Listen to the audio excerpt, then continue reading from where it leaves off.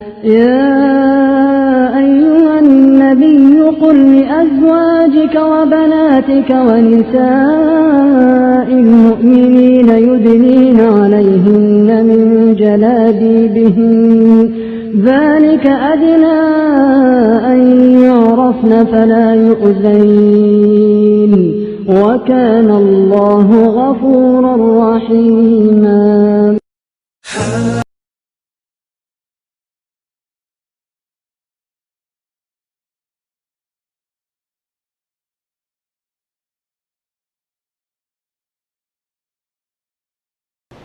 مومنوں کے دشمن، مسلمانوں کے دشمن یہود و نصارہ جانتے ہیں جب تک مسلمان عورت اپنے گھر کی چار دیواری میں رہ کر اپنی عزت کی رکھوالی بن کر اپنی اولاد کی تربیت کرتی رہے گی،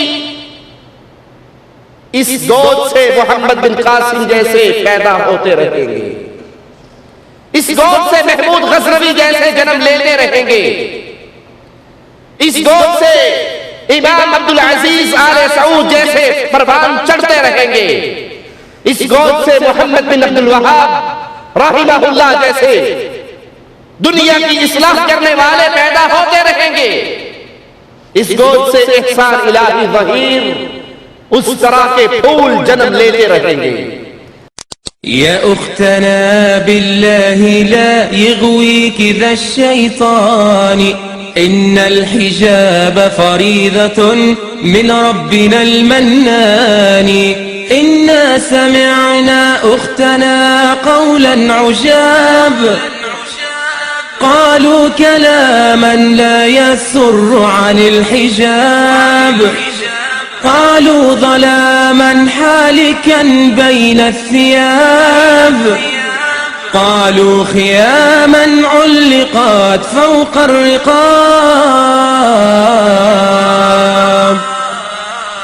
نادوا بتحرير الفتاة وألفوا فيه الكتاب، رسموا طريقا للتبرج لا يضيعه الشباب.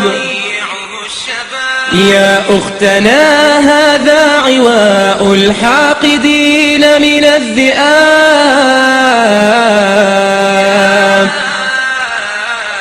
النار مثوى الظالمين لهم عقاب، والله يكشف ظلمهم يوم الحساب، والجنة المأوى ويا حسن المآب.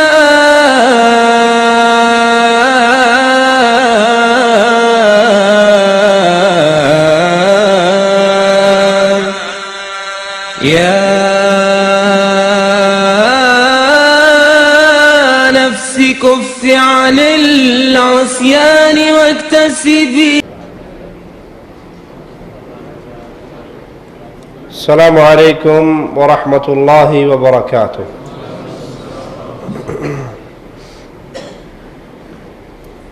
إن الحمد لله نحمده ونستعينه ونستغفره ونعوذ بالله من شرور أنفسنا ومن سيئات أعمالنا، من يهده الله فلا مضل له ومن يضلل فلا هادي له.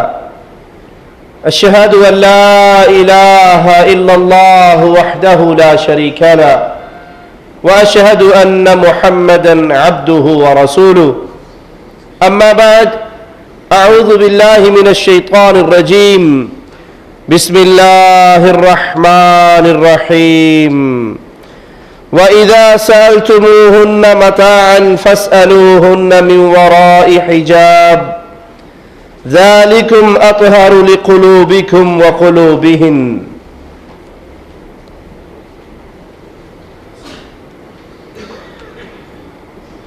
کوئی شخص کسی بیماری میں مبتلا ہو جائے، کسی مصیبت میں پھنس جائے، اس کا جی چاہتا ہے کہ جس خطرناک بیماری کا وہ شکار ہوا ہے اس کے دشمن بھی اسی بیماری کا شکار ہو جائے. اس میں تو کوئی شک نہیں کہ یہود و نصارہ مسلمانوں کے ازلی دشمن ہیں. مغرب کے معاشرے پہ اگر نگاہ دوڑائیں، ان کا وہ معاشرہ کینسر زدہ معاشرہ ہے، جس کے اندر بے حیائی، بے پردگی، بدکاری، زنا، یہ عام سی بات ہے. مغرب اپنی عورت کو ننگا کر کے مارکیٹ میں لے آیا ہے. ڈبل روٹی بیچنی ہے تو اس کے لیے بھی اشتہار پہ عورت کی تصویر، 2 روپے کی چیز بیچنی ہے تو اس کے لیے بھی اشتہار پہ عورت کی ننگی تصویر. عورت جس کو اسلام نے بڑا پیارا نام سے نوازا تھا، ماں، بیٹی، بہن، بیوی، پھوپھی، خالہ، یہ عورت کی شان کے رشتے ہیں. لیکن مغرب کے ہاں نہ ماں، نہ بہن، نہ بیٹی، نہ بیوی، وہاں عورت کا ایک ہی نام ہے، گرل فرینڈ. وہ اسی نام سے جانی اور پہچانی جاتی ہے. آج کسی کے ساتھ ہے تو کل کسی کے ساتھ ہے.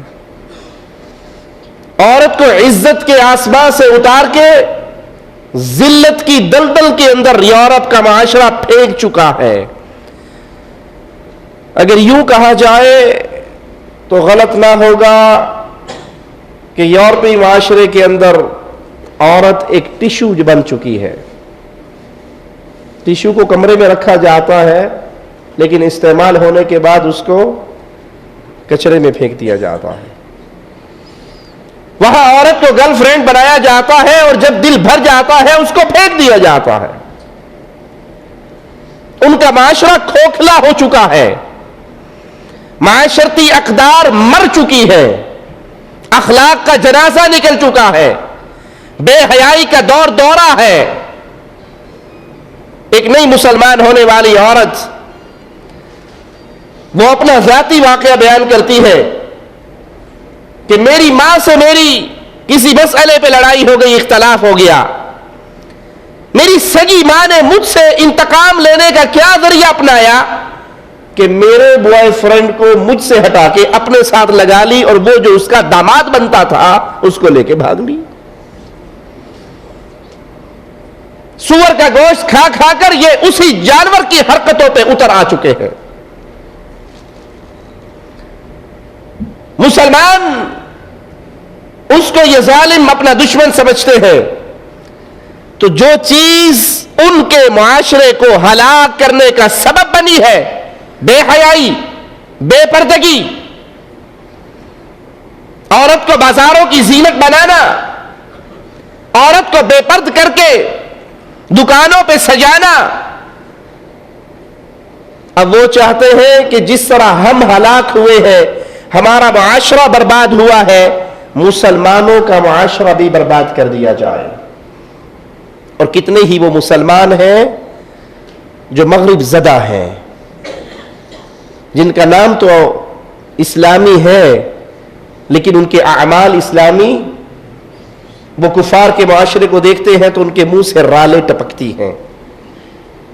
ان کی تمنا ہوتی ہے کسی طرح کفار کے معاشرے کا وہ گند، وہ رذیل حرکتیں، کاش یہ ہمارے معاشرے کے اندر بھی دور دورہ ہو جائے. وہ نہیں سمجھتے کہ مسلمان معاشرے کے اندر بے پردگی اور بے حیائی کی کوئی جگہ نہیں ہے. مسلمانوں کا معاشرہ عزت داروں کا معاشرہ ہے. مسلمانوں کے معاشرے میں عورت کو بڑی شان دی گئی ہے. انہوں نے تو عورت کو ذلیل کیا ہے، اور اسلام میں عورت کا کیا کہنا؟ پیارے حبیب محمد کریم صلی اللہ علیہ وسلم فرماتے ہیں دنیا ساری کی ساری متاع ہے اور بہترین متاع نیک عورت ہے. انہوں نے تو عورت کو گرل فرینڈ بنایا اور پھینک دیا، اور پیارے حبیب علیہ الصلوۃ والسلام فرماتے ہیں دنیا والوں تمہاری دنیا میں سے مجھے خوشبو اور عورت بہت پسند ہے. نیک بیوی اللہ کے نبی کو پسند تھی. آپ علیہ الصلوۃ والسلام فرماتے ہیں جس کو اللہ نیک بیوی عطا فرما دے اس کا آدھا دین پورا ہو گیا, باقی آدھے دین کے بارے میں وہ اللہ سے ڈرتا رہے. یہ عورت کی شان جو اسلام اس کو دیتا ہے. لیکن آج کلمہ پڑھنے والے مسلمان اس معاشرے کی طرف دوڑ رہے ہیں جہاں پہ سورج بھی غروب ہو جاتا ہے. مشرق کو چھوڑ رہے ہیں اور مغرب کی اندھی تقلید کے پیچھے دوڑ رہے ہیں. لیکن مسلمان عورت سوچئے اللہ کے لیے, کیا مسلمان عورت بازار کی زینت بننے کے لیے آئی ہے؟ کیا مسلمان عورت بن ٹھن کے سور کے 2-2 روپے کا سامان بیچنے کے لیے رہ گئی ہے؟ کیا مسلمان عورت اس کو اس کے دین نے کوئی آداب نہیں سکھائے ہیں؟ کیا مسلمان عورت کا مقام ذلت کی دلدل میں اتنا گر چکا ہے کہ وہ یہود و نصارہ کے معاشرے میں ہونے والی بد اخلاقیوں کو اپنے اوپر لاگو کرے, اپنی چادر عصمت کو اتار پھینکے, بے حیائی کے لباس کو پہن کر بے پردہ ہو کر بازاروں کے اندر نکل آئے؟ یہ سوچ رکھنے والوں کے دل میں غیرت اسلامی نام کی کوئی چیز نہیں ہے. اسلام تو بڑا غیرت مند دین ہے. مسلمان خاوند اپنی بیوی کا حاکم, اپنی بیوی کا ذمہ دار, یہ اپنی اس عزت کے بارے میں کتنا غیرت مند ہوتا ہے. پیارے حبیب علیہ الصلوۃ والسلام کی اس فرمان سے اندازہ کیجئے. آپ پوچھتے ہیں اگر تم اپنی بیوی کے ساتھ غیر مرد کو بیٹھے ہوئے دیکھو گے تو کیا کرو گے؟ سیدنا سعد قریبی بیٹھے تھے, کہا اللہ کی قسم دونوں کی گردن کو کاٹ ڈالوں گا. پیارے حبیب محمد کریم صلی اللہ علیہ وسلم فداہ ابی و امی فرماتے ہیں سعد کی غیرت پہ تعجب نہ کرو, محمد کی غیرت سعد کی غیرت سے زیادہ ہے. رب کی غیرت محمد کی غیرت سے بھی زیادہ ہے صلی اللہ علیہ وسلم. یہ اسلامی معاشرہ ہے.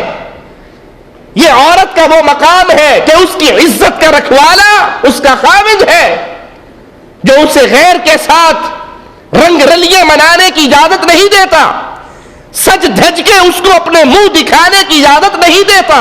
یہ اس کی عزت ہے, یہ اس کی غیرت ہے. اسی لیے پیارے حبیب علیہ الصلوۃ والسلام فرماتے ہیں من قتل دون عرضه فهو شہید, جو اپنی عزت بچاتے ہوئے اگر مارا جاتا ہے اس کی موت شہادت کی موت ہے. جنہوں نے کفار کے معاشرے کو اپنے لیے آئیڈیل سمجھا اور اپنے مسلمان معاشرے کے اندر وہ بھی یہ چاہتے ہیں کہ مسلمان عورتیں بے پرد ہو جائیں, مسلمان عورتیں دکانوں کی زینت بن جائیں, مسلمان عورتیں اپنے چہرے کے نقاب کو اتار پھینکے, میک اپ زدہ اس چہرے کو نوجوانوں کے سامنے کھولے تاکہ زنا, بدکاری, بے حیائی کا بازار گرم ہو. ان کو آئیے ہم اسلام کی غیرت کا ایک چھوٹا سا واقعہ سناتے ہیں. ایک مسلمان عورت ایک یہودی کی دکان سے سامان لینے جاتی ہے. پردے میں ان کا جسم, ان کا چہرہ چھپا ہوا ہے. وہ یہودی کہتا ہے کہ اپنا منہ تو کھولو. کہا وہ اس وقت ہم منہ کھولا کرتی تھی جب پردے کا حکم نازل نہیں ہوا تھا, اب تو چہرے چھپانے کا, پردہ کرنے کا حکم ہے. وہ یہودی بہانے سے ان کی چادر کو کسی کیل میں پھنسا دیتا ہے. یہ سودا لے کے اٹھتی ہے تو ان کا نقاب اتر جاتا ہے, چہرہ ننگا ہو جاتا ہے. اس مسلمان عورت کی زبان سے نکلنے والے جملوں پہ غور کیجئے. جن کی بیوی بے پرد ہو کے بازار میں غیر مردوں کے ساتھ ڈیلنگ کرتی ہے اور اس کے غیرت نامی چیز میں چنگاری نہیں جلتی, جس کی بیوی بے پرد ہو کے چہرہ کھول کے لوگوں کے ساتھ تنہا سفر کرتی ہے اور غیرت نامی چیز میں اس کے کوئی طوفان نہیں اٹھتا, وہ اس عورت کے جملے پہ, اس صحابیہ کے قول پہ غور کرے. کہتی ہے واہ اسلاما, ہائے میرا اسلام برباد ہو گیا, ہائے میرا اسلام. ایک صحابی قریبی دیکھتے ہیں اس منظر کو, غیرت جاگتی ہے, تلوار اٹھاتے ہیں, اس یہودی کی گردن کو کاٹ ڈالتے ہیں. یہودیوں نے آگے بڑھ کر اس شخص کو, اس صحابی کو قتل کیا, اور یہی واقعہ بنیاد بنی بنو قینقاع یہودیوں کے قبیلے کو محمد کریم نے پھر مدینے سے باہر نکال دیا. یہ غیرت ہے اسلام کی, یہ مومن کی غیرت ہے. عزت آپ کی ہے, رکھوالے آپ ہیں. آپ کی عزت کوئی اور دیکھے, بے پرد ہو جائے, چہرہ کھول لے, غیروں کے سامنے آ جائے, مومن اس کو کیسے برداشت کرتا ہے؟ آئیے ہم آپ کو مسلمان عورت کے لیے اسلام نے جو آداب سکھائے ہیں وہ آداب بیان کرتے ہیں. اسلام نے مسلمان عورتوں کو جانوروں کی طرح نہیں چھوڑ دیا. آپ دیہات میں رہنے والے دیکھتے ہوں گے, جنہوں نے بکریاں پالی ہوتی ہیں وہ صبح ہی بکریوں کو گھر سے نکال دیتے ہیں. وہ بکریاں سارا دن گلیوں میں چرتی رہتی ہیں, ڈھیر سے کھانا کھاتی رہتی ہیں, گھاس اٹھاتی رہتی ہیں, کچرے میں منہ مارتی رہتی ہیں, اور سورج غروب ہونے کے وقت وہ بکریاں اپنے گھر میں لوٹ آتی ہیں. بکریوں کو تو اس طرح آوارہ چھوڑا جا سکتا ہے, عزت کو آوارہ چھوڑا. وہ بھی کوئی عزت مند ہے جس کو یہی نہ پتا ہو میری بیوی کب نکلی گھر سے, کیسے نکلی, کس کے ساتھ نکلی, کہاں گئی, کب آئی. اس نے اس کی مہار چھوڑی ہوئی ہے. تم نے جو لانا ہے خود بازار سے جا کر لے آؤ. نہ اس کو یہ پتا ہے کہ یہ پردہ کرتی ہے یا بے پرد ہے, کس کے ساتھ گئی ہے, کس کے ساتھ آئی ہے. گدی آزاد ہے, اس کی اپنی ذاتی زندگی ہے, ہماری اپنی ذاتی زندگی ہے. مسلمان کبھی اس طرح کا آزاد نہیں ہوا کرتا. یہ کفار کے معاشرے میں تو آزادی ہے. مسلمان معاشرہ مسلمان عورتوں کو, مسلمان مردوں کو آداب کیا سکھاتا ہے؟ آئیے قرآن حکیم مسلمان عورتوں کو پہلا ادب سکھا رہا ہے. وَإِذَا سَأَلْتُمُوهُنَّ مَتَاعًا فَاسْأَلُوهُنَّ مِنْ وَرَاءِ حِجَابٍ. اے مسلمان مردوں, جب تم عورتوں سے جن سے پردہ کرنا لازم ہے, جب ان سے تم سوال کرو تو پردے کے پیچھے سے سوال کرو. پردہ کس سے لازم ہے؟ مسلمان عورت کا ہر اس مرد سے پردہ لازم ہے جس سے کسی کنڈیشن میں نکاح ہو سکے. جس سے نکاح کبھی نہیں ہو سکتا اس سے پردہ نہیں ہے. باپ, بھائی, بیٹا, سگا بھتیجا, سگا بھانجا, اس میں خاوند کے بھتیجے اور خاوند کے بھانجے شامل نہیں ہے. عورت کا سگا بھتیجا, عورت کا سگا بھانجا, اس کا باپ, اس کا بھائی, اس کا بیٹا, ان سے پردہ نہیں ہے. اس کا داماد, اس سے پردہ نہیں ہے. اور جس سے کسی کنڈیشن میں نکاح ہو سکے, پاسبل ہو. بھابھی سے نکاح نہیں ہو سکتا, بھائی مر جائے یا بھائی طلاق دے دے, عدت کے بعد دیور جیٹھ نکاح کر سکتے ہیں. جس سے نکاح ہو سکتا ہے اس سے پردہ ہے. اور جس سے پردہ ہے, اگر زندگی میں کبھی اس سے بات کرنی ہو تو اسلامی آداب عورتوں کے لیے کیا ہے؟ وَإِذَا سَأَلْتُمُوهُنَّ مَتَاعًا, جب تم عورتوں سے کوئی چیز مانگو, ان سے کوئی بات کرنی پڑے, فَاسْأَلُوهُنَّ مِنْ وَرَاءِ حِجَابٍ, تو پردے کے پیچھے سے سوال کرو. جب پردے کے پیچھے سے سوال ہوگا چہرہ کھلا ہوگا. جب پردے کے پیچھے سے سوال ہوگا تو چہرہ کھول کے عورت مرد کے سامنے آئے گی. اس کے اور اس سوال کرنے والے کے درمیان میں چادر ہوگی, پردہ ہوگا. یہ کیوں؟ ذَلِكُمْ أَطْهَرُ لِقُلُوبِكُمْ وَقُلُوبِهِمْ, یہ اس لیے حکم ہے تاکہ تمہارے دل بھی پاک رہے اور ان عورتوں کے دل بھی پاک رہے. اگر پردے کی یہ چادر درمیان سے ہٹ جائے گی اور آمنا سامنا ہوگا بے پردگی کی کیفیت میں, تو دلوں کے اندر پاکی رہنے کا چانس کم ہو جائے گا. اسلام مرد اور عورتوں کو گفتگو کرنے کی تمیز سکھا رہا ہے, بات کرنے کی تمیز سکھا رہا ہے کہ تم نے جب کلام کرنا ہے, کوئی کام ہو, کوئی بات ہو, کوئی ضروری مسئلہ ہو, تو چادر کے پیچھے سے, پردے کے پیچھے سے, آڑ کے پیچھے سے ان سے بات کرو. سوچئے پردہ اخلاقی بگاڑ سے بچاؤ کا کتنا بڑا ذریعہ ہے. چہرہ جب کھلتا ہے, آنکھیں جب چار ہوتی ہیں, تبھی برائی جنم لیتی ہے, تبھی دل کے اندر وسوسے شیطان ڈالتا ہے، اور جب نہ چہرہ نظر آئے گا، نہ آنکھیں نظر آئیں گی، نہ آنکھیں چار ہوں گی، نہ مسکراہٹوں کا تبادلہ ہوگا، تو اخلاق باقی نہ رہیں گے۔ اسلامی معاشرہ اخلاقی اقدار کو برقرار رکھتا ہے، کفار کے معاشرے کے اندر اخلاقی اقدار کا جنازہ نکل چکا ہے۔ دوسرا ادب قرآن حکیم کیا سکھا رہا ہے؟ فَلَا تَخْضَعْنَ بِالْقَوْلِ فَيَطْمَعَ الَّذِي فِي قَلْبِهِ مَرَضٌ وَقُلْنَ قَوْلًا مَعْرُوفًا۔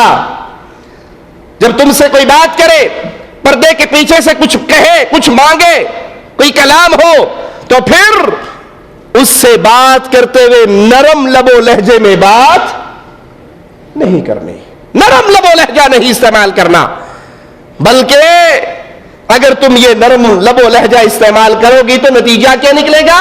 جس کے دل کے اندر بیماری ہے وہ اور پروان چڑھے گی کہ آج اتنی نرم آواز میں مجھ سے کلام کیا ہے تو کل پھر جاؤں گا، پرسوں پھر جاؤں گا، ہوڑے ہوڑے دال گل جائے گی۔ یہ شیطان کا بیج ہے جو بویا جا رہا ہے، اور قرآن اس کو یہی پہ روک رہا ہے پہلے سٹیپ پہ کہ جب تم نے کلام کرنا ہے تو اتنی نرم آواز نہیں کرنی، لب و لہجے میں لوچ نہ ہو، نرمی نہ ہو کہ کسی کے دل میں اگر کوئی بیماری ہے تو بیماری پروان نہ چڑھے۔ وَقُلْنَ قَوْلًا مَعْرُوفًا، اور بات کرو تو معروف بات۔ میں آپ کو مثال دے کے بتاتا ہوں۔ دروازے پہ کوئی آیا، مسلمان کا گھرانہ ہو تو وہ مسلمان عورت مجبوراً آ کے اگر پوچھتی ہے، کوئی دروازے پہ آیا، بیل دی یا فون آ گیا، جی کون ہے؟ میرے خامن گھر پہ نہیں ہے، بعد میں فون کرنا، یہ معروف بات ہے، فون کر کے رکھ دیجیے۔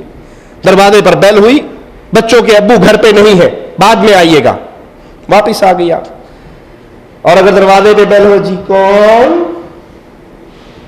وہ آفس سے آتے ہی ہوں گے، میں بیٹھک کھولتی، بیٹھیے چائے بناتی ہوں،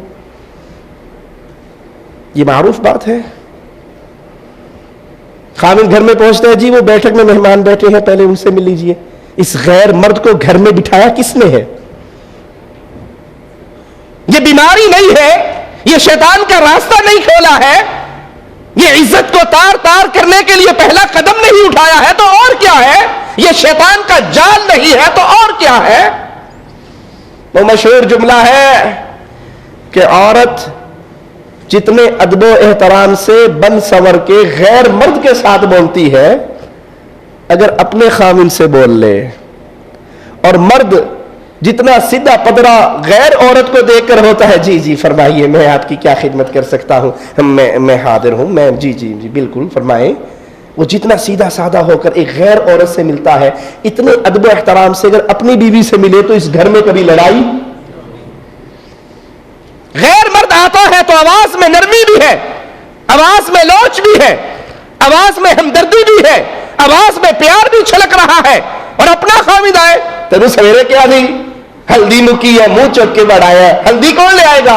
اس کو آتے ہی دروازے پہ کھانے کے لیے پڑ رہی ہے۔ اپنی بیوی سے بات کرنی، فارغ نہیں ہوں میں، دوستوں میں بیٹھا ہوں، فون نہ کیا کرو، اور کسی اور محترمہ ہے، جی جی نہیں میں فارغ ہوں، فرمائیے آپ نے کیا کہنا ہے، میں آپ کی کیا خدمت کر سکتا ہوں۔ یہ وہ بیماری ہے جہاں سے آغاز ہوتا ہے زنا کا، جہاں سے آغاز ہوتا ہے بدکاری کا، جہاں سے آغاز ہوتا ہے بے حیائی کا۔ معاشرے کی اس تصویر کو آپ کے سامنے رکھنے کا مقصد یہ ہے کہ ان کو چھوٹا مسئلہ نہ سمجھیے۔ جب آپ نے ایسے نرم لوچ والے لہجے میں غیر مردوں کو منہ لگایا ہے تو شیطان نے پہلا کام آپ سے کروا لیا، اب اس کے لیے باقی کام اور آسان ہو جائیں گے۔ مجھے ایک شخص نے اپنا ذاتی مسئلہ فون کر کے سوال کر کے پوچھا، اس بے پردگی کا نتیجہ، اس نرم لب و لہجے کا نتیجہ، اس بے حیائی کے انداز کا نتیجہ۔ اس نے کہا کہ میں اپنی بھابھی کے ساتھ 4 سال تک منہ کالا کرتا رہا ہوں۔ اس کے پیچھے کیا ہے؟ چہرہ کھلا رکھنے کی تحریک۔ اس کے پیچھے کیا ہے؟ بے پردگی کی تحریک۔ اس کے پیچھے کیا ہے؟ نرم لب و لہجے کی گفتگو۔ اس کے پیچھے کیا ہے؟ ایک ڈائننگ ٹیبل پہ اکٹھے ہو کے کھانا کھانا۔ بھابھی ماں جیسی ہوتی ہے، اس سے بھی کوئی پردہ ہے۔ देवर बेटों जैसा होता है, इससे भी कोई पर्दा है। जिसको अल्लाह और उसका रसूल मां नहीं कहता, तुम कौन होते हो मां बनाने वाले?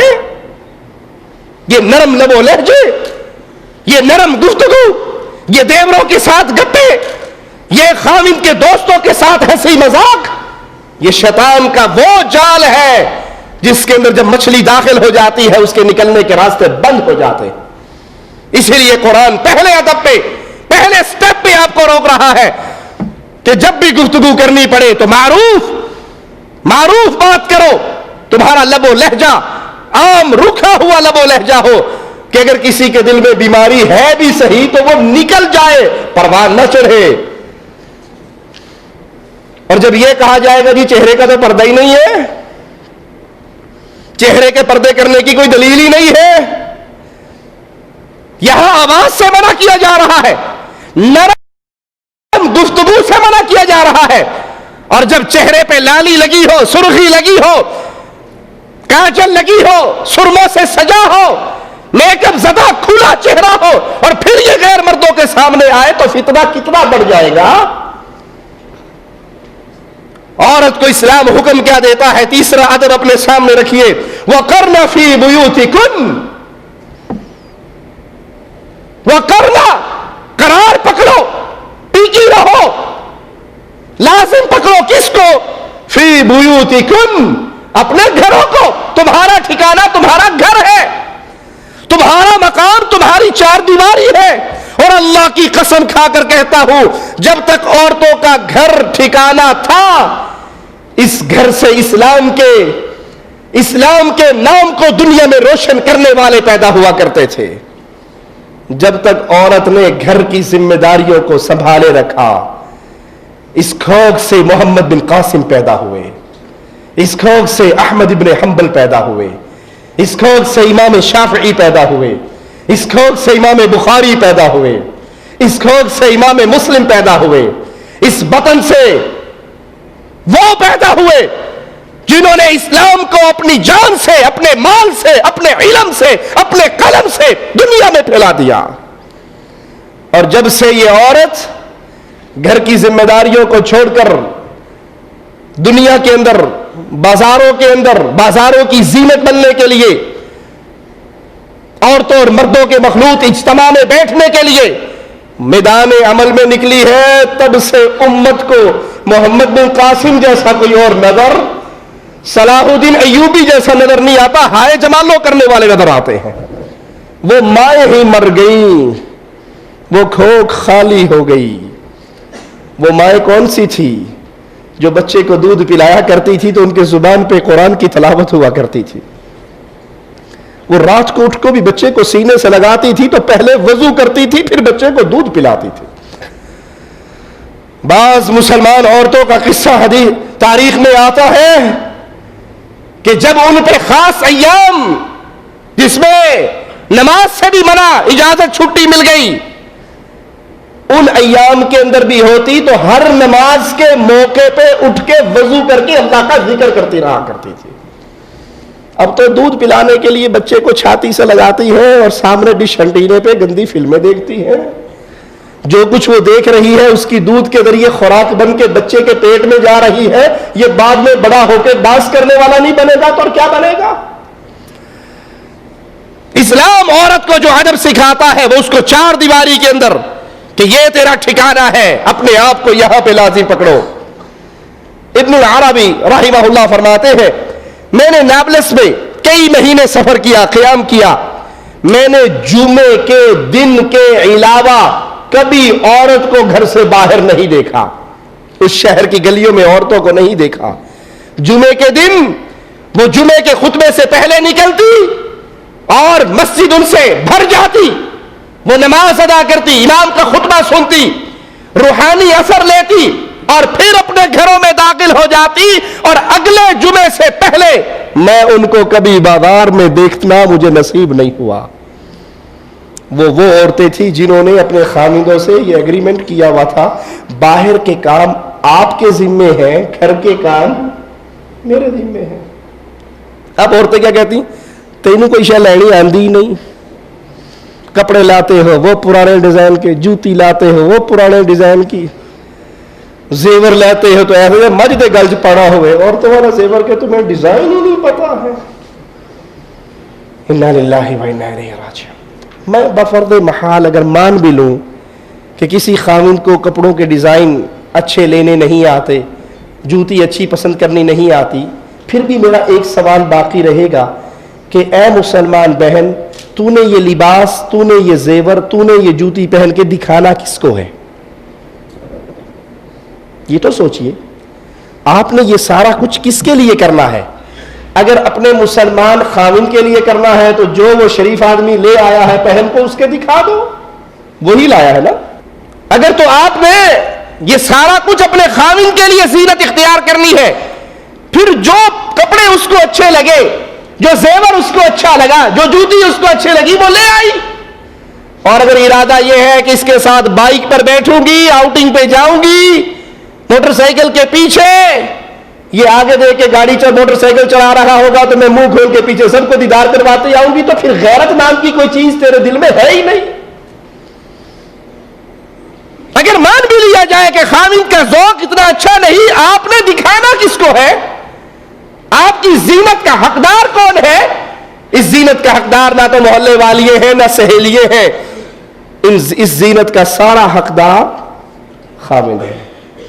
ابن العربی رحمہ اللہ اور فرماتے ہیں کہ مسجد اقصی وہاں بھی میں نے قیام کیا اور کئی پاک دامن عورتوں کو دیکھا جو اپنے حجروں سے کبھی باہر نہیں نکلتی تھی، موت نے ہی ان کے جنازے کو باہر نکالا۔ محمد بن سیرین رحمہ اللہ فرماتے ہیں کہ مجھے ام المؤمنین سودا رضی اللہ تعالی عنہا کے بارے میں یہ بات ملی، مجھ تک پہنچی کہ ان سے کسی نے پوچھا کیا وجہ ہے آپ دوسری عورتوں کی طرح حج اور عمرے کرنے کیوں نہیں جاتی؟ تو مومنوں کی ماں نے کہا میں نے فرض حج بھی کر لیا ہے، عمرہ بھی کر لیا ہے، اب مجھے اللہ کی طرف سے حکم یہ ہے کہ میں اپنے گھر میں قرار پکڑوں۔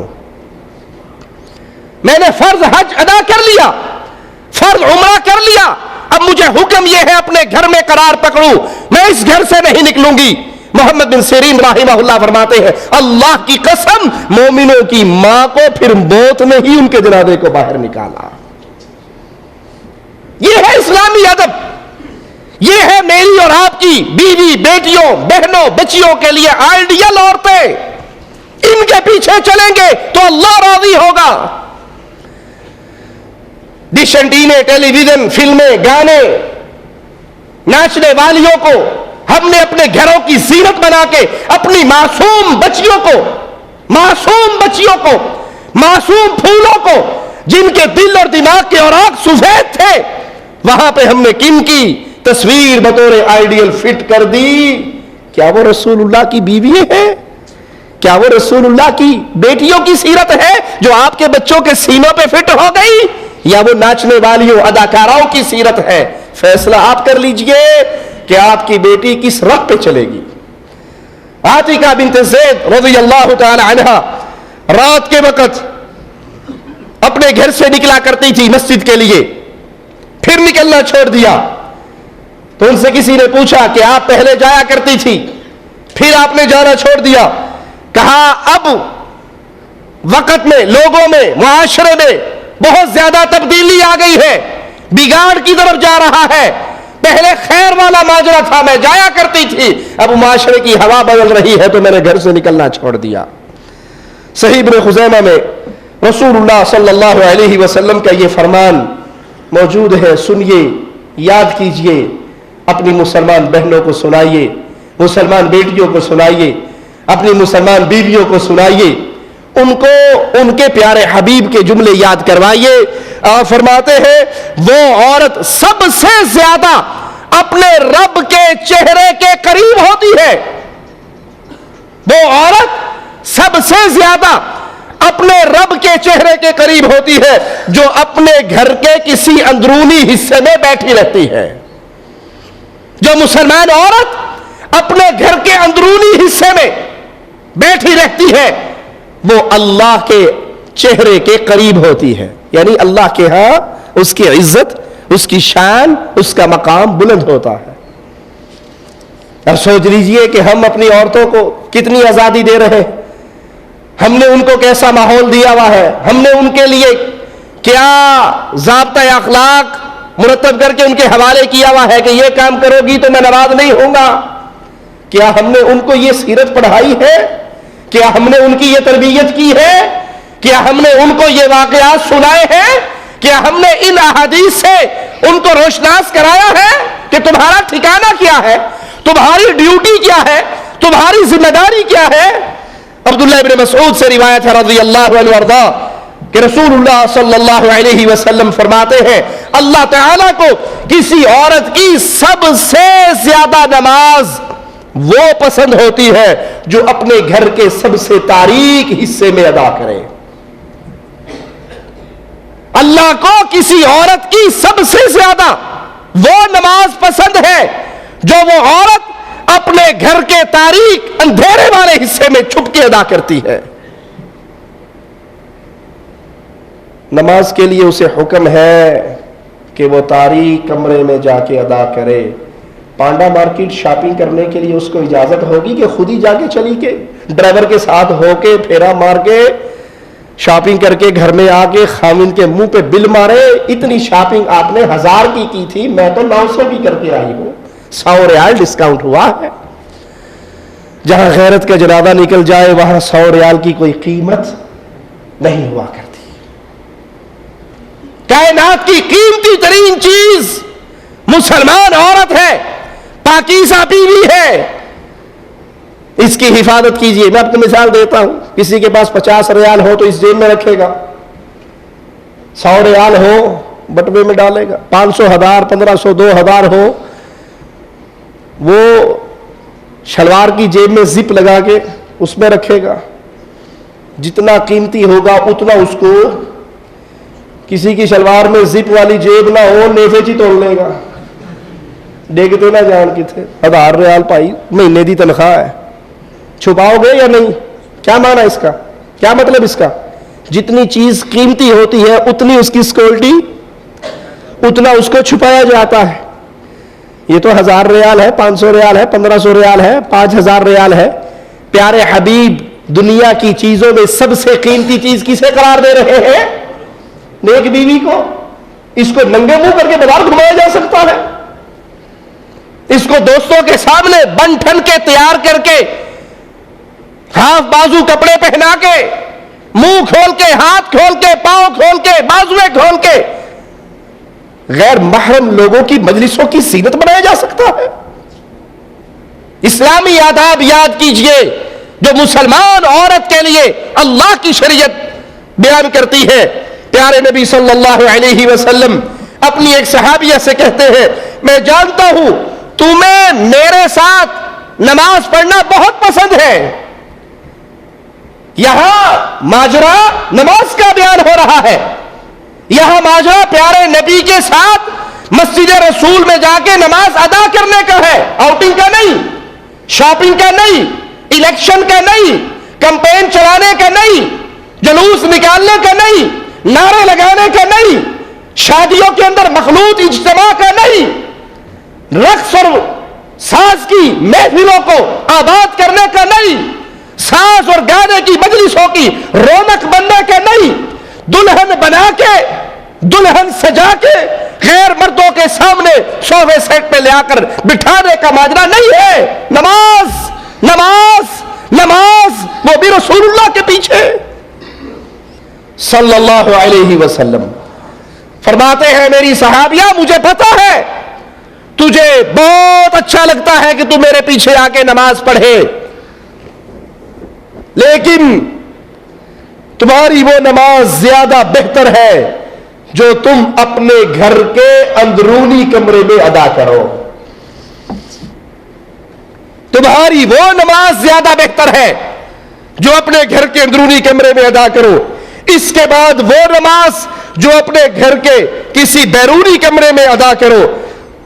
اس کے بعد وہ نماز ثواب میں کم ہے، اس کے بعد وہ نماز ثواب میں کم ہے جو تم اپنے محلے کی مسجد میں پڑھو، اور اس کے بعد وہ نماز جو تم رسول اللہ کی مسجد میں پڑھو صلی اللہ علیہ وسلم۔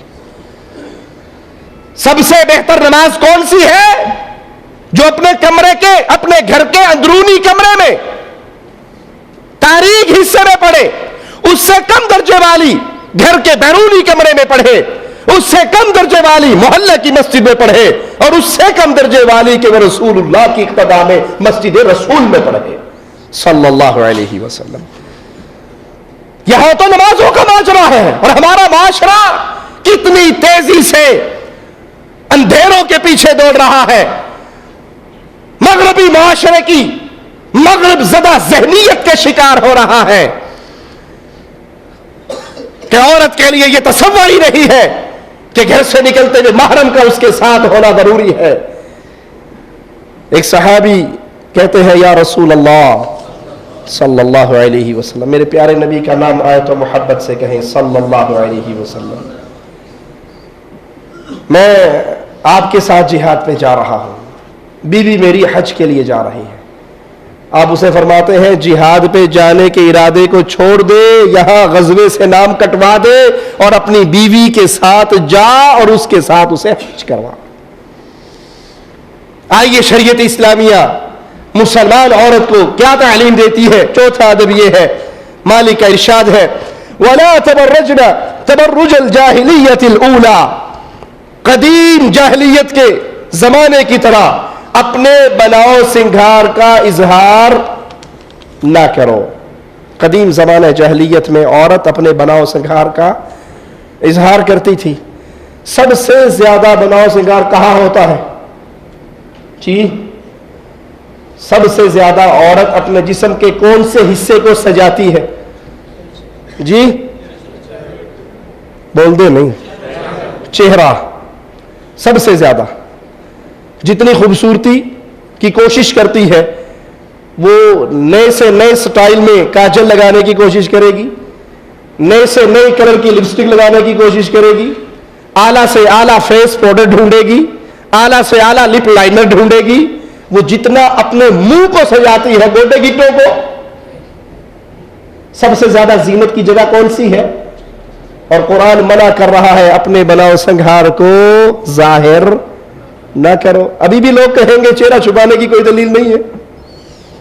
جب یہ پردے کے احکام آئے تھے جو ان حکموں کے آنے سے پہلے جسم کو تو مسلمان عورتیں چھپاتی تھی نا.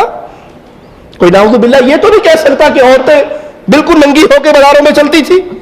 جسم تو ان کا چھپا ہوا ہوتا تھا، جسم پہ ان کے لباس ہوتا تھا، قمیص ہوتی تھی، کپڑے ہوتے تھے. پردے کے جب احکامات آئے تو کیا چیز چھپانے کا حکم دیا گیا جو اس وقت کھلی تھی؟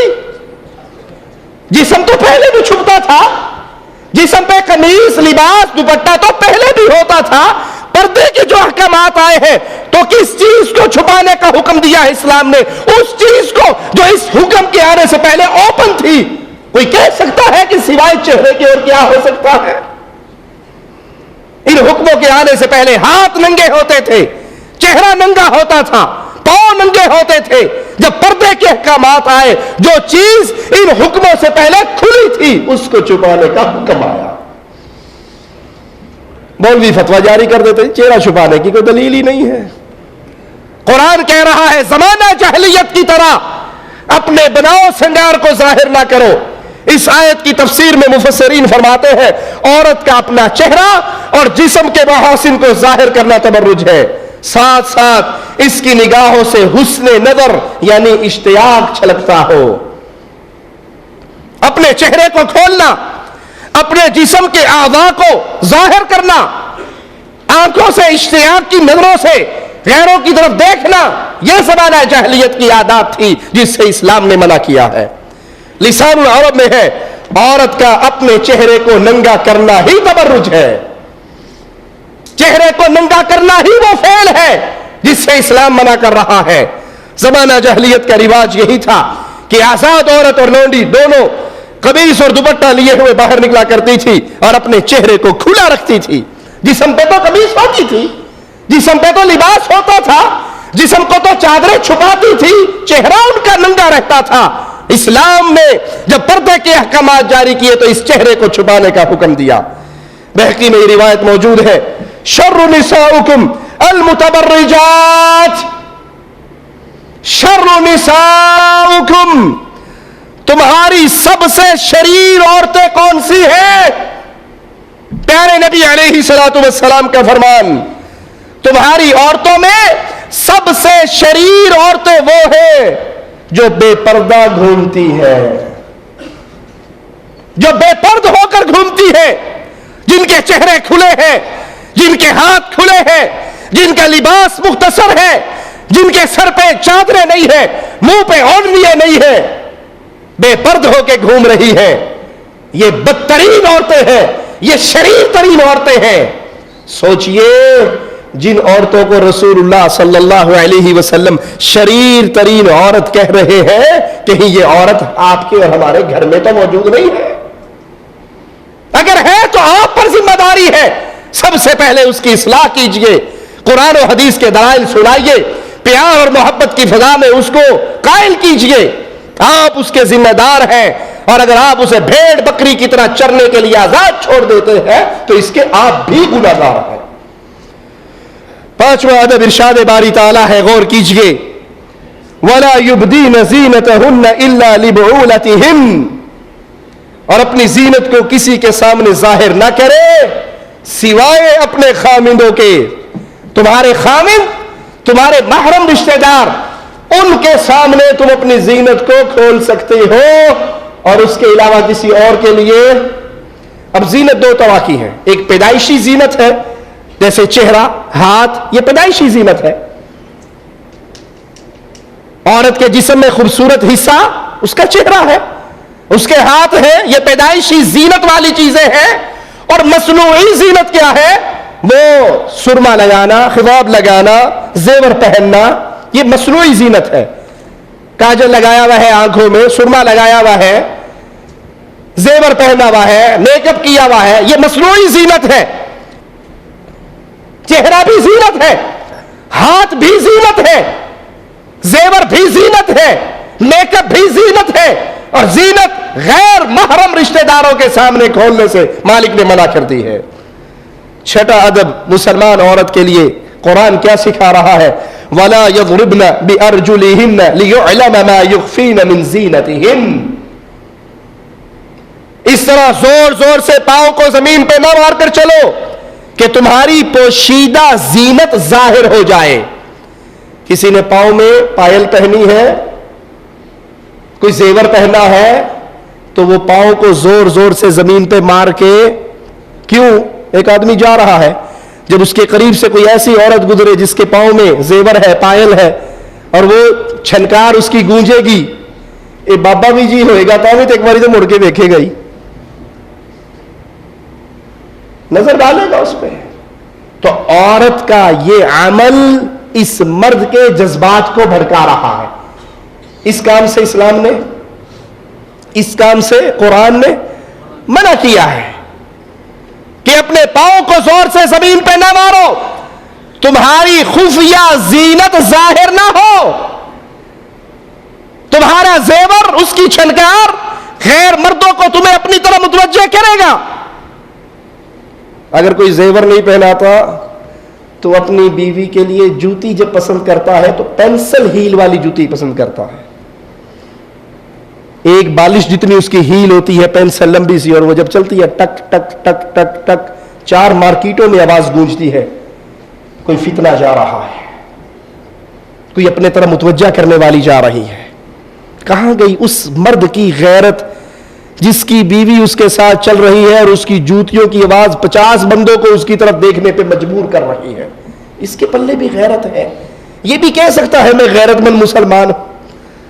اسلام تو عورت کو زور سے پاؤں مارنے سے منع کر رہا ہے، خفیہ زینت ظاہر نہ ہو، اور جو ہیل کی جوتی پہن کے مارکیٹوں میں آؤٹنگ کر رہی ہے، لینا دینا کچھ نہیں، جمعرات ہے، چھٹی کا دن ہے، آؤ چکری مار آئے۔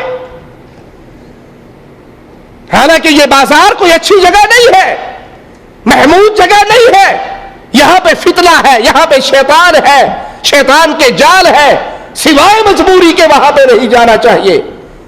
لیکن جب اس طرح کا لباس، اس طرح کا ڈریس، اس طرح کے شوز عورت پہن کے جائے گی، وہ لوگوں کو اپنی طرف متوجہ کرے گی اور اسلام کے ادب کے خلاف چلے گی۔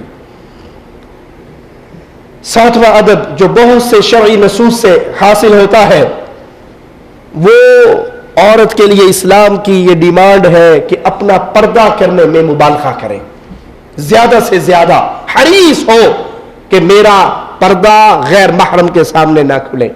مسند احمد میں سیدنا اسامہ سے روایت ہے رضی اللہ عنہ وارضا، فرماتے ہیں مجھے رسول اللہ صلی اللہ علیہ وسلم نے ایک موٹی چادر پہنائی۔ آپ کو وہ چادر سیدنا دحیہ کلبی رضی اللہ عنہ وارضا نے تحفۃً دی تھی۔ میں نے وہ چادر اپنی بیوی کو پہنا دی۔ ایک دن رسول اللہ صلی اللہ علیہ وسلم نے پوچھا، اسامہ وہ چادر نہیں تم پہنتے، وہ چادر کدھر ہے؟ میں نے کہا یا رسول اللہ صلی اللہ علیہ وسلم وہ چادر تو میں نے اپنی بیوی کو دے دی۔ ایک موٹی چادر اللہ کے پیارے حبیب نے سیدنا اسامہ کو تحفہ دی، جو آپ کو سیدنا دحیہ کلبی نے تحفہ دی تھی۔ آپ نے پوچھنے پر جواب مل رہا ہے اپنی بیگم کو ہدیہ دے چکا ہوں، تو پیارے حبیب صلی اللہ علیہ وسلم نے فرمایا اسے حکم دو، اسے حکم دو وہ اس چادر کے نیچے بھی ایک کپڑا سی لے۔ اسے حکم دو وہ چادر کے نیچے کیا کرے؟ ایک کپڑا اور سی لے۔ ہو سکتا ہے، مجھے ڈر ہے کہیں اس اکیلی ایک چادر کے پہننے سے اس کے ہڈیوں کا حجم واضح نہ ہوتا ہو، اس کے جسم کے اعضاء نظر نہ آتے ہوں، اس کے نیچے بھی ایک چادر لگائے، ڈبل چادر کر لے، اس سے اپنے جسم کو چھپائے۔ یہ نبی حکم دے رہے ہیں۔ ہم اپنی بیگم کا برقع پسند کرتے ہوئے کون سا کرتے ہیں؟ جس کے اوپر نگ لگے ہوئے ہوں، جس پہ مکیش کا کام کیا ہوا ہو، جس پہ ستارے پھول بوٹے بنے ہوئے ہوں۔ اپنی عورتوں کے لیے زینت سے بھرپور پردہ کے لیے وہ برقع خریدنے والوں، کیا آپ اسلام کے آداب کا خیال رکھ رہے ہیں؟ ارے برقع کیوں پہنا جاتا ہے؟ اندر کے لباس کو چھپانے کے لیے۔ برقعے کا مقصد کیا ہے؟ اندر کی زینت چھپ جائے۔ اندر پہنا ہوا 1000 روپے کا سوٹ، برقع لیا ہے 5000 کا، اس پہ مکیش کا کام ہوا ہے، اس پہ نگ لگے ہوئے ہیں، اس پہ ستارے ہیں، اس پہ موتی ہے، اس پہ زری کا کام ہے، وہ دور سے چلکتا ہے، چمکتا ہے، دھوپ کے اندر لائٹنگ اس کی گونجتی ہے، وہ لوگوں کو اپنی طرح متوجہ نہیں کرتی، اور لعنت ہے اس عورت پر جو لوگوں کی طرح متوجہ ہو یا لوگوں کو اپنی طرح متوجہ کرے، وہ ملعون عورت ہے۔ اور جو اس کو برقع خرید کے دے رہا ہے حاجی صاحب، اس کے اوپر اس لعنت کا کوئی حصہ نہیں آئے گا۔ اس کو یہ ڈریس پہنایا کس نے ہے؟ اس ڈریس کی پیمنٹ کی کس نے ہے؟ اپنی حلال کمائی سے کون ہے جو اپنی بیوی کو ایسا لباس لے کے دے رہا ہے جو پردے کی بجائے بے پردگی کا سبب ہے؟ پیارے حبیب علیہ الصلوۃ والسلام کہتے ہیں اپنی بیوی کو حکم دو اس کے نیچے چادر لگائے، ایک کپڑا اور سیے تاکہ اس کے جسم کی ہڈیاں واضح نہ ہو، جسم کے اعضاء واضح نہ ہو۔ عبداللہ بن ابی سلمہ فرماتے ہیں امیر المؤمنین عمر بن خطاب رضی اللہ عنہ وارضاہ نے لوگوں میں چادریں تقسیم کی، پھر فرمایا یہ چادریں اپنی بیویوں کو مت پہنانا، یہ چادریں اپنی بیویوں کو مت پہنانا۔ ایک شخص نے کہا امیر المومنین میں نے وہ چادر اپنی بیوی کو پہنا دی، میری بیوی نے اس کو پہن لیا، اور گھر کے کام کاج میں چلتے پھرتے ہوئے میں نے اس کو دیکھا، اس کا جسم نظر نہیں آ رہا تھا، اس کا جسم نہیں چھلک رہا تھا، تو آپ نے فرمایا جسم اگرچہ نہ بھی چھلکتا ہو لیکن جسم کے نشیب و فراز تو واضح ہوں گے۔ وہ چادر پردے کے قابل نہیں ہے، اگر جسم اس میں سے نظر نہیں آ رہا تو کم از کم اس کے جسم کی بناوٹ، اس کے جسم کے اعضاء وہ ضرور نظر آئیں گے۔ اور ہمارا کیا حال ہے؟ الا من رحم ربی، جس کو اللہ بچائے تو بچائے۔ لون کے سوٹ، کاٹن کے سوٹ، کس قسم کے کہ عورت پہننے کے باوجود ننگی ہوتی ہے۔ کاٹن لون اتنی باریک کہ اس میں سے اس کی ٹانگیں نظر آ رہی ہے، اس کا جسم نظر آ رہا ہے، اور سلائی کرواتے ہوئے بی بی صاحبہ اتنی ٹائٹ فٹنگ پہ لباس پہنتی ہے۔ میں نے کئی دفعہ بازاروں میں پاکستان میں رہتے ہوئے نظر پڑ جاتی تھی، ایسی لباس پہننے والی بھی دیکھی جن کو دیکھ کر میں سوچا کرتا تھا یہ پینٹ پجامہ بی بی نے پہننا کتنی مشکل سے ہوگا. پوری ٹانگ کے ساتھ ٹائٹ، پہننے کے لیے بھی 2 بندے چاہیے، اتارنے کے لیے بھی 2 بندے چاہیے. یہ کس معاشرے کے پیچھے دوڑ رہے ہیں ہم؟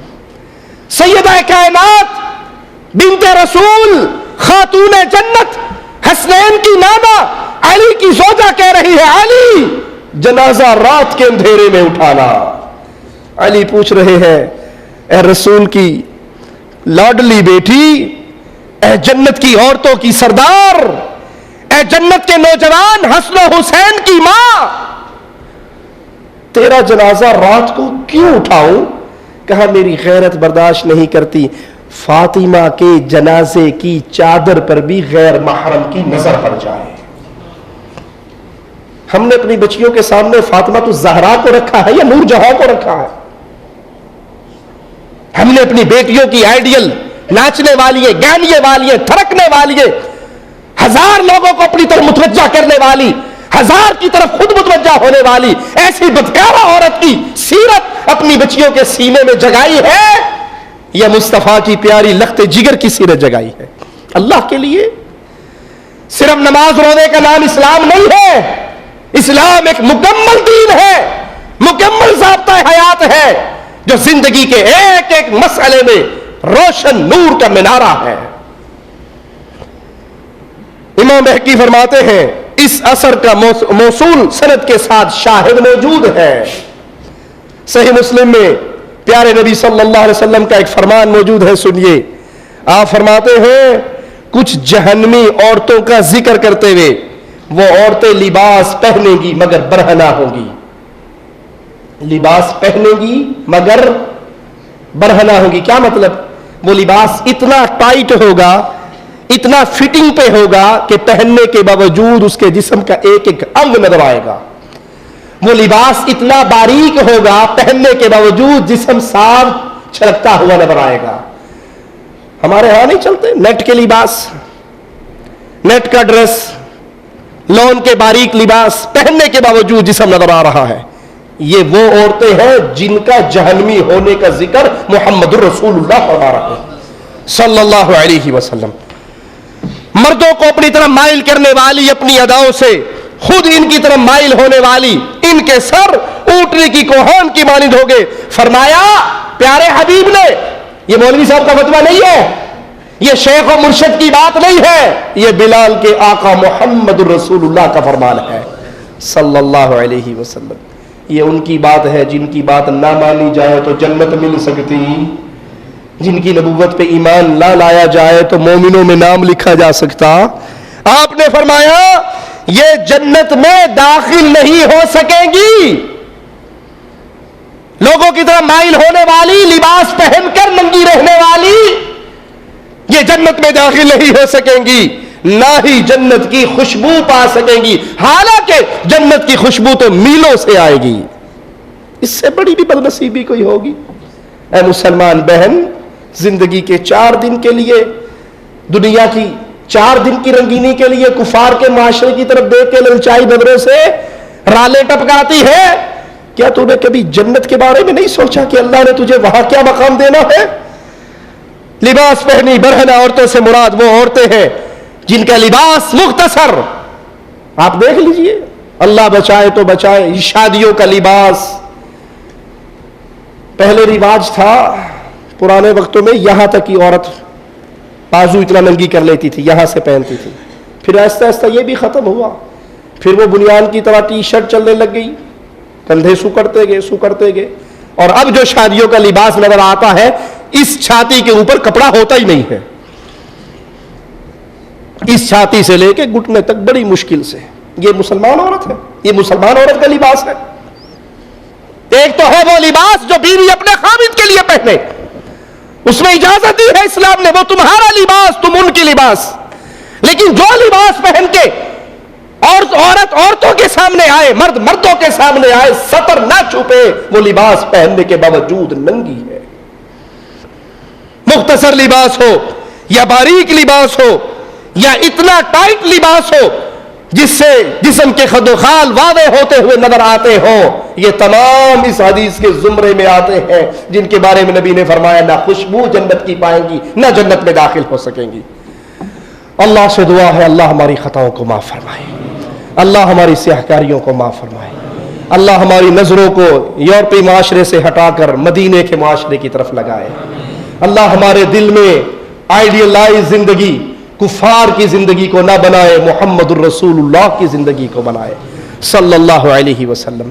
اللہ سے دعا ہے اللہ جب تک زندہ رکھنا، ایمان پہ رکھنا، غیرت پہ رکھنا، غیرت ایمانی کو ہمارے سینوں میں اس کے چراغ کو جلائے رکھنا، اور جب موت دینا تو اس حال میں دینا اے اللہ تو ہم سے راضی ہو، اے اللہ تو ہم سے راضی ہو، اے اللہ ہم تجھ سے راضی ہو۔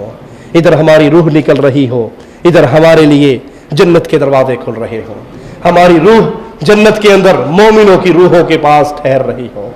اے اللہ ہمیں اس حال میں موت نہ دینا کہ تو ہم سے ناراض ہو، ہم گناہ کی حالت میں ہو، ہم گناہ کی زندگی گزار رہے ہوں، بلکہ اس حال میں موت دینا زندگی کے سب سے پیارے ایام تیری عبادت کرتے ہوئے آخری ایام گزار رہے ہو جس میں فوت ہو کے تیرے پاس آئیں۔ اقول قولی ھذا واستغفر اللہ لی ولکم ولسائر المسلمین فاستغفروہ انہ هو الغفور الرحیم۔